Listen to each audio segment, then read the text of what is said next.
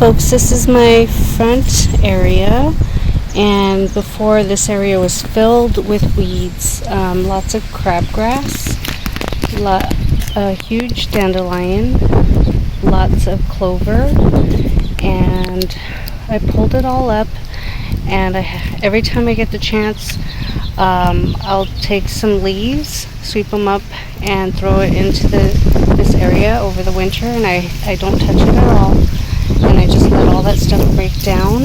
So I pulled up all the weeds yesterday, and I raked everything up and moved that upper soil to this pile here. And it's okay if this doesn't make it. Generally I have 2 lemongrasses here in the front, one over there and one over there. And when I pulled up the weeds from this pile, I pulled up some of the lemongrass. I'm going to grow some right there as well because I love lemongrass and I actually use it. And over here I tried to grow a camellia plant.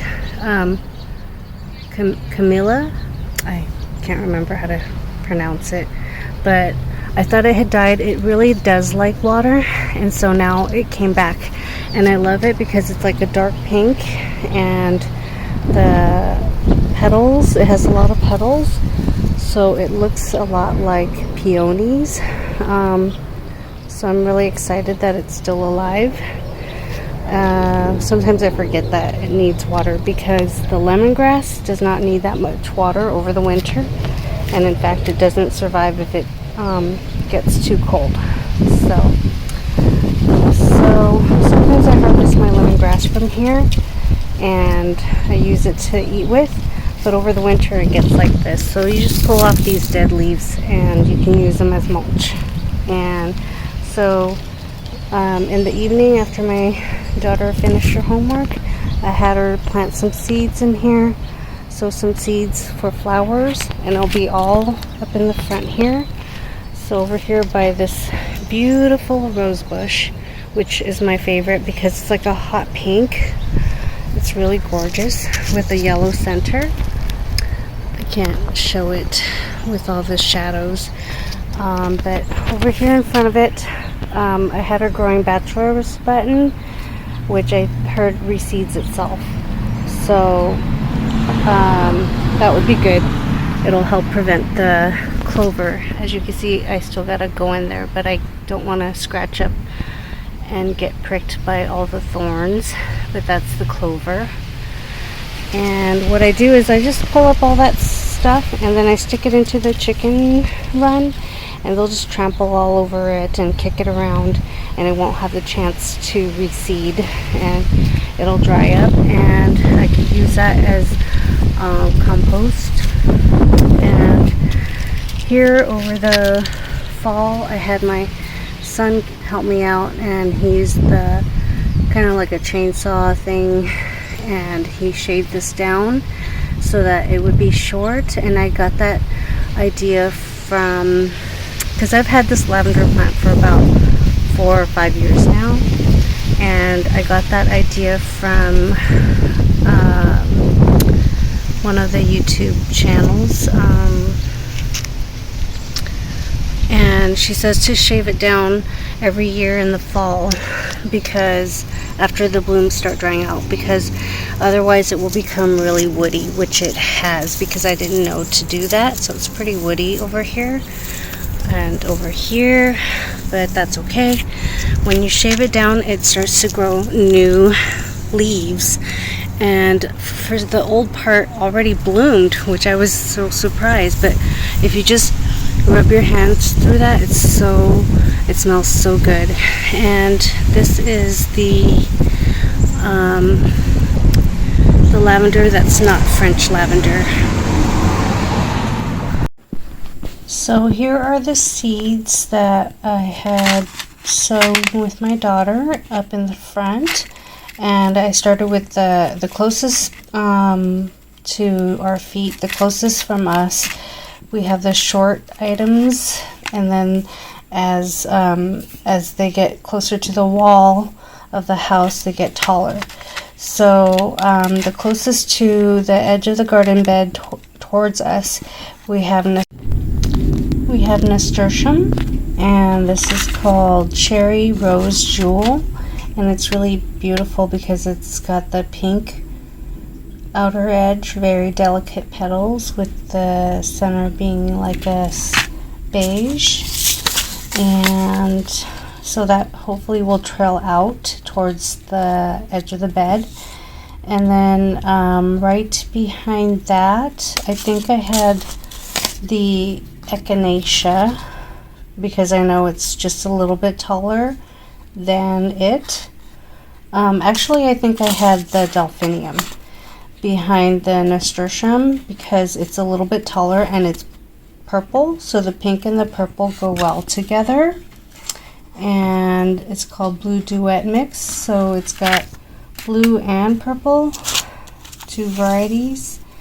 And then behind the delphinium is when I had the echinacea, because I believe the echinacea grows to be a little bit taller than the delphinium. So these will be 36 inches in height. And then to the side where I said in front of my rose bush that has the hot pink colors, rose, I have the bachelor's button, Blue Boy, and it's going to be the hot pink with the blue in front of it, which will be really gorgeous. And it self-seeds, I heard, a lot. So I don't mind if that self-seeds there. Hopefully it will outcompete the weeds that grow down there, which will decrease how much I have to deal with. And then, in fact, I think in front of the nasturtium, I had her plant the feverfew, so that is the closest to the edge of the garden bed. And the reason being is it'll be pretty with the nasturtium and the feverfew, and I heard that feverfew white stars also self-seeds quite a bit, so you have to keep your eye on it, which is fine. I can always pull up some and share with friends and family. And it's also a medicinal plant, and it helps, like if someone has a fever, it decreases their fever, and it'll look really, really pretty. And I don't mind if that outcompetes the weeds, because that would be awesome.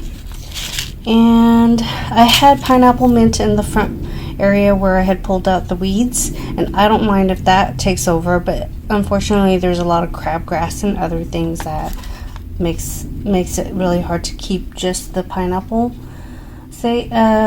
mint, so I just pull up everything. And behind all these, I had the Sonja branching sunflowers, and it says it's like tall, so height 38 to 42 inches, so it'll be taller than the echinacea. And I forget what color when I ordered it, and unfortunately we kind of got this packet a little dirty, and that was from Johnny Seeds. And then here we have the Burpee Sunflower Kong Hybrid. Now, if I were to rewind back, I wouldn't have ordered a hybrid because they don't grow true to type every year, from year to year.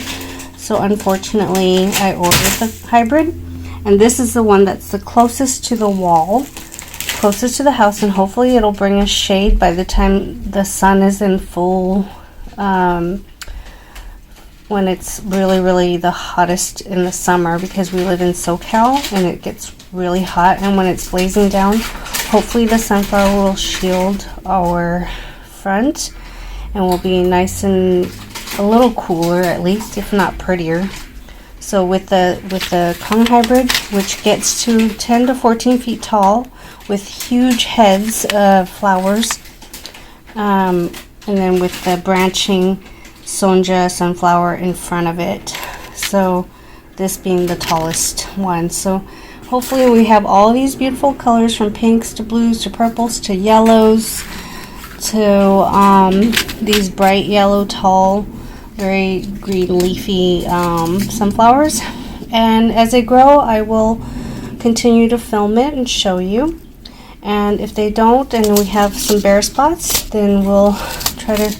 Hi everyone. So this area in my kitchen, I didn't take advantage of it, that it had a lot of sunlight. All I had were 2 plants here, and I decided, and a lot of my windows don't have an area in front of it where I can place plants. So why not take advantage of this one?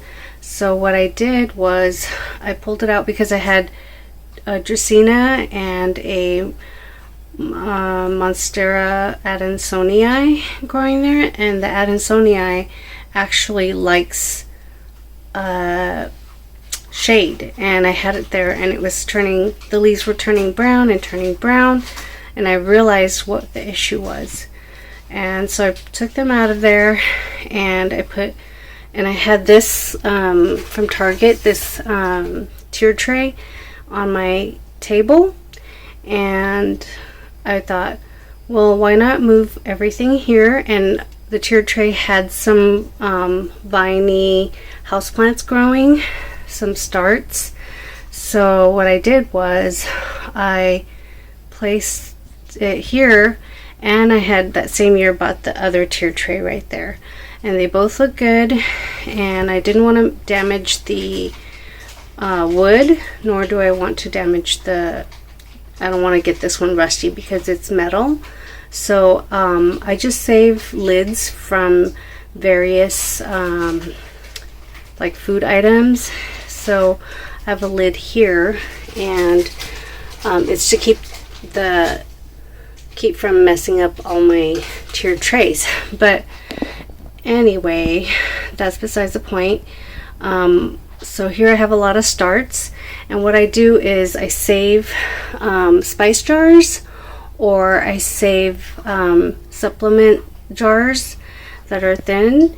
Instead of buying those, you know, test tube looking things and stuff for propagation, I just save a lot of things, wash them. In fact, this cute little clear cup came from a dessert that we bought from Costco or whatnot, and the kids ate it and then washed it out. And I don't like it as a cup because it's one more thing to wash, and it's really tiny and fragile. But as something for propagations, it's perfect. And these 2 tier trays were only $5 each, and this little spritzer, which is perfect, and I have houseplants elsewhere, it's only $3. So I love that, and it works. I've tested out the spray. So I cleaned it out, and I put my Dracaena in the front there and watered it. And then I have my Sansevieria, and it's growing really well. Eventually I'll pot it up and it'll keep dividing. It has divided since it's been in the water. And I have Pothos and Joy. I have Monstera adansonii cuttings. I have the Scindapsus, and, or unless it's called Pothos, satin Pothos. Not really sure, guys. If you know, let me know. And Heartleaf Philodendron, which I love so much. And I have a Chinese money plant in the other room, and it's making little babies, and when the babies get big enough, I'll separate it out and maybe have another one here to place it. So I'm so excited. This is a cute little display, and I get to enjoy it when I do dishes, and I love it so much. Hope you give that a try and kind of brighten up things and make things look really cute. Put candles and such here, and you can smell some beautiful scents as well. Thank you for watching. Have a great day. Please like, subscribe, and Share this with all your friends.